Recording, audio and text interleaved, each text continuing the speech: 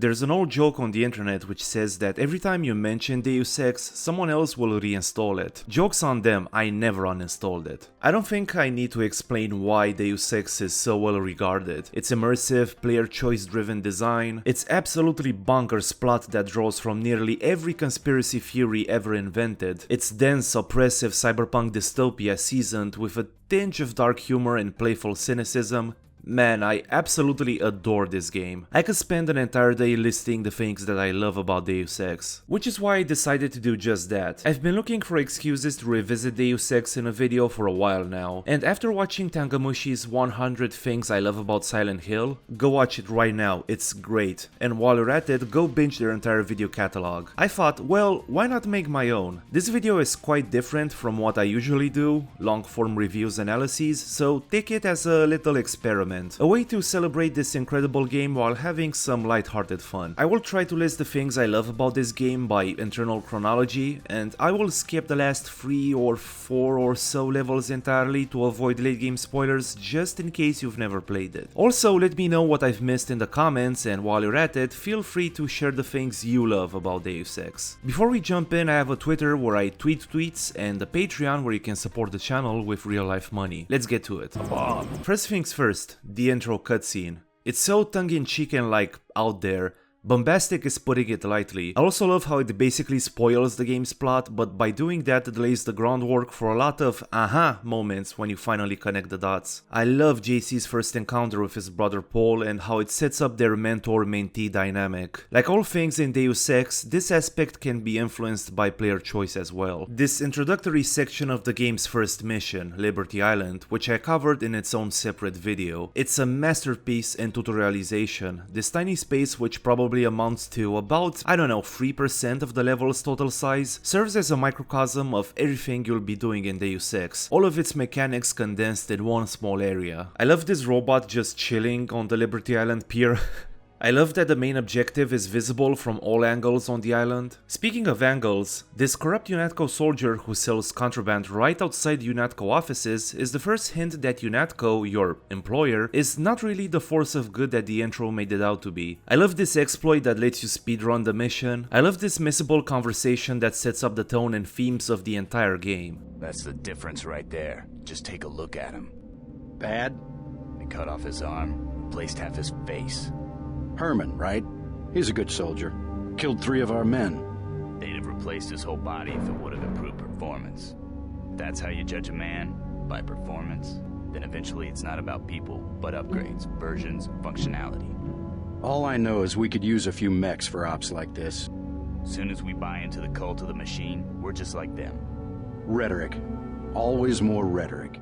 Completing the primary objective prior to meeting Harvey Philbin will result in him complaining that he was summoned for no reason, which is a nice touch. I love this hidden multi-tool right next to the MP field that you're supposed to bypass. It's a small reminder to the player that there's stuff to be found if they poke around the levels and that there are multiple ways to solve problems. I love this view from the top of the Statue of Liberty. I guess some sound assets got mixed up during development because there's a certain portion inside the Statue of Liberty which sounds as if you're stepping on grass, not marble. I love this destroyed by facts and logic back and forth between JC and the NSF terrorist leader. It's the kind of stuff you'd overhear 2 drunk dudes discussing in a bar at 3 AM. Alexander Brandon's UNATCO that plays right as you enter the UNATCO offices.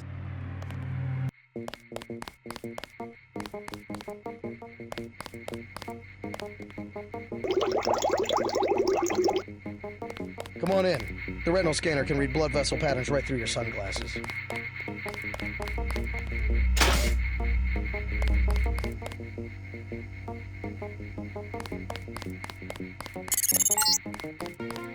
Remember that Mr. Manderley wants to see you. Level 2. His secretary, Janice Reed, has your login and password. Hell of a first day. god damn man, always sends shivers down my spine. I love that there is a portrait of President Meade right next to an article questioning his decision to pay dues to the United Nations without the Congress's approval. I love that if you block NPC pathways, they'll just smash through whatever object you placed in their way. I love that your boss will reprimand you for going into the ladies' room. He will also react if you read the classified documents on his desk. I love this weird fucking TV.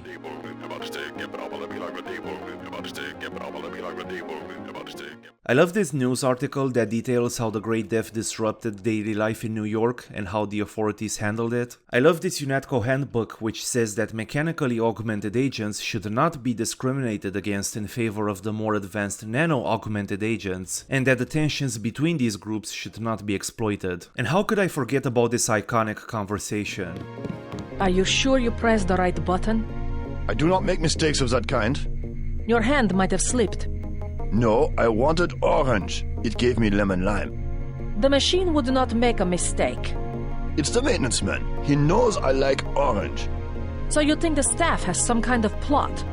Yes, they do that on purpose. Plot twist, there actually was a conspiracy, but I'm not gonna tell you the details. I love that even the helicopter that JC rides between missions is a nod to a popular conspiracy theory about black helicopters. You know, because it's black and a helicopter. I love that you can give this kid a chocolate bar in exchange for a code that unlocks a secret path to the main objective. I just love Battery Park's theme. A formerly touristy location that has since become a shantytown where the homeless, plague-afflicted citizens of New York flock. Excellent piece of world building. I love JC and Navarra's conversation here.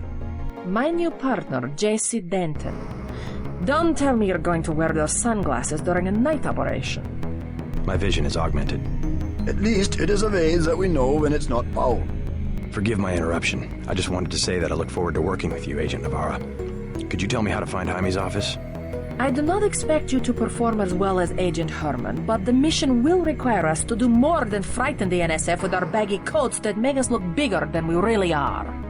I am prepared to perform my duties. I love this cat just chilling in Battery Park while the world collapses around her. I love the walking animation when you destroy your feet. I love that there's always something new to find in Alex's crawl space at UNATCO HQ every time you revisit it. I love the grimy, pre-apocalyptic vibe of Hell's Kitchen. I love that Tan's Hotel was once a Hilton Hotel, but because the sign has failed, it's locally known as the Tan. There's a sign in the Underworld Tavern that explicitly prohibits patrons from flashing guns. If you draw your gun, everybody becomes hostile. Also, there's a relatively functional pool table in the same tavern. I love how everybody just leaves their login data out in the open. I love these two UNATCO soldiers bitching that your brother Paul supplied them with non-lethal gear to deal with the rioters and NSF troops. In the Hell's Kitchen clinic, you can overhear two Civil War vets sharing war stories. Yeah, you heard me right, and Deus Ex's timeline, Texas and a bunch of other states seceded from the United States, causing all sorts of havoc in the already fragile country. Speaking of which, there is an email on a computer not 3 feet from those two vets sent by a soldier fighting in the Texas Secession War. I love that through your actions you can influence the relationship between the Tan Hotel's owner and his estranged daughter. I love this basketball court in Hell's Kitchen with no gameplay function whatsoever. By the way, it's a lot easier to score in the original Deus Ex than in Human Revolution. I love how Deus Ex often hides important boxes behind less important boxes that you have to destroy to get to the important boxes. Speaking of which, everything in this game revolves around moving boxes and crates. No wonder this world is going to shit. Politicians wasting tax dollars on cluttering public spaces with boxes. This is the real conspiracy, man, not a fucking Illuminati or whatever. I love that the purveyor of illegal goods in Hell's Kitchen, known locally as Smuggler, owns a terrorist's handbook. I don't know why I find this so funny. I love this badass augmented bartender from the Underworld Tavern who decided to hang her boots and lead a simple life because she was tired of UNATCO's politics and institutional hypocrisy. I love this janky ass fight between the UNATCO and the NSF. If you somehow know the code to the medical bay and the free clinic, you can access it without paying the entry fee or even hacking the door. I love that there are like 3 ways to obtain the code needed to advance from the Brooklyn Underground to the Mole People's hideout. This drug dealer and the New York subway. I just love how the voice actor delivered his lines. Going back to jail. Let's try some word association. First word, ambrosia. Bitch, I ain't going back to jail. Also, I love that this level sheds some light into Deus Ex's criminal underbelly, who are in the business of trafficking the cure to the Great Death, which is kept intentionally in short supply by the US government for political reasons. The inventory management system. Who doesn't love inventory Tetris? It's so relaxing. I love the literature spread around the game that humanizes the supposed terrorists that you'd been conditioned by UNATCO to view as thugs. I love this UNATCO trooper confusing philanthropist with philosopher.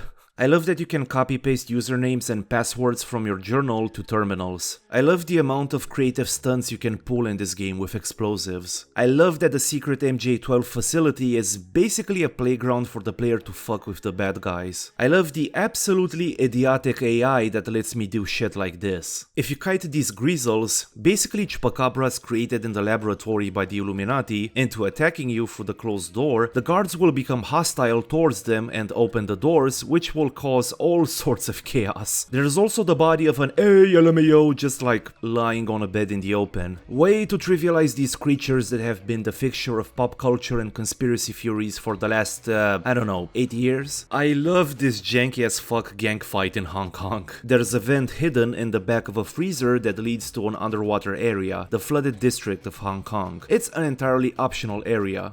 Mind-boggling level design. I love this politically charged conversation you can have with a bartender in Hong Kong. Speaking of weird conversations... Submission. Here you go.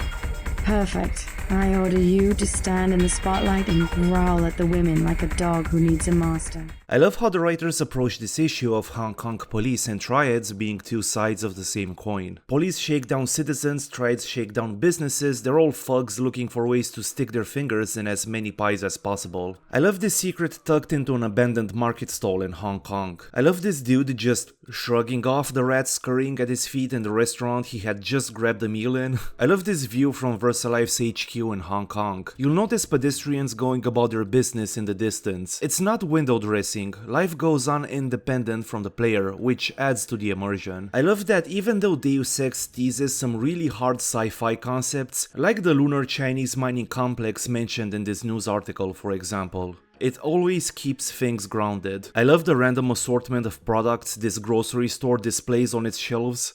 Cigarettes, med packs, a multi-tool, and this economy? I love that after you make peace between the triads, the bosses will try to one-up each other in kissing your ass. I love that this VersaLife employee who is looking to buy some flowers for the lab is called Looking at Flowers for a couple of dialogue lines. I love this political newspaper advertising an end-of-the-world party where everybody is invited to bring all the drugs and booze they can get to stick it to the man. I love the justification the underworld bartender offers for the prices skyrocketing. It's due to the martial law imposed following your actions in the game. I love this encounter with Stanton Dowd that explains how the Illuminati actually ended up controlling the world from the shadows. It's less spectacular than you may think, which makes it even more interesting. Also, I love that even after all the mind-bending shit he'd witnessed, JC was still skeptical about the Illuminati's existence. I love this dilapidated elevator in the Tons Hotel. No particular reason for that. Speaking of the Town Hotel, does this dude even own it legally? I like to imagine that he just set up shop there one day and the local authorities were like, you really want this shithole? You know what, dude? You can fucking have it. I don't give a shit. I love how Deus Ex escalates things by having you infiltrate a military base. I love that if you do a favor for Vinny the military man in Hell's Kitchen, he'll put in a good word for you and the guards will just let you walk into the military base. I love that you can make robots fight each other with scrambler grenades. I love how the writers handled Silhouette, a French resistance movement that prefers memes, elaborate pranks, and propaganda over violence. There's even a UNATCO news bulletin, or as I like to call them, lore terminals, which says that Silhouette has declared a meme war, 15 or so years before the concept of meme wars had been taken seriously by governments and the media. This is just one of many ways Deus Ex was creepily prescient and ahead of its time. I love the vibe of the Paris hub. Iron Storm did such a great job imagining a dystopian, totalitarian cyberpunk Paris under martial law. I love this navigational puzzle at the start of the Paris hub. I love this MG-12 trooper in the Paris catacombs saying that the tunnels make him feel as though someone is sneaking up on him. I love this,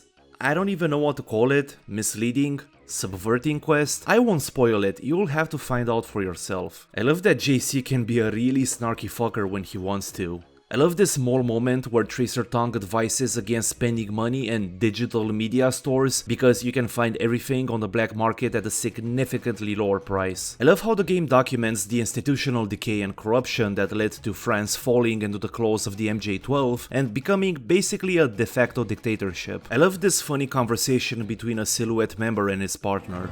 Come with me to America. Oh, René. The pilot says I can bring one person. The United States is no fun. What about the coup attempt? Think about it, oh. A small town in the Rocky Mountains, we would be together. Oh, yes, we could find the terrorists that attacked the White House. They could terrorize me and you could help. Be serious.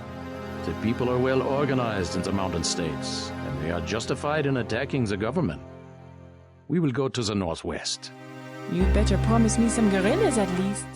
I love, well, not love, but I am greatly amused by the fact that you can literally sell drugs in Paris. If you refuse, the gangsters that requested this favor attack you. I love this Parisian club whose name translates to Gate to Hell. Surprising absolutely no one, it's a Silhouette haunt. Speaking of clubs, have you noticed that all the bartenders in this game look the same? And they're way too into politics? I love the dichotomy between the flashy advertisements promoting Paris as this perfect tourist destination and, well, what you see in front of your eyes. I love that when you actually meet the leader of Silhouette, you realize that UNATCO was actually right for once. They're a bunch of hipsters playing resistance movement. I love that the Duclair mansion level is almost devoid of combat. It's just you and Beth Duclair. You're allowed to explore at your heart's content and absorb the world. I love the verticality of the Knights Templar Cathedral mission. So much shit to discover and explore. I love this small moment where Morgan Everett, the leader of the now marginally important Illuminati, recalls kneeling with two Rockefellers and a Rothschild in this chapel. Why did they do that? Apparently it's a thing rich people do in Deus Ex. Pray for the stability of the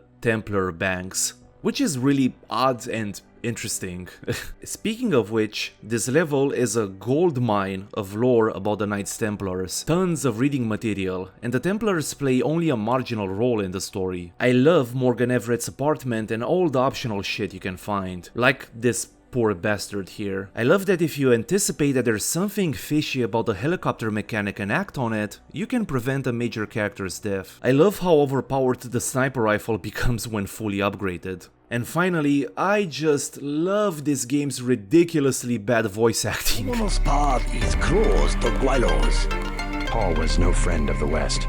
My name is Gordon Quick. I know your brother, but you are not him.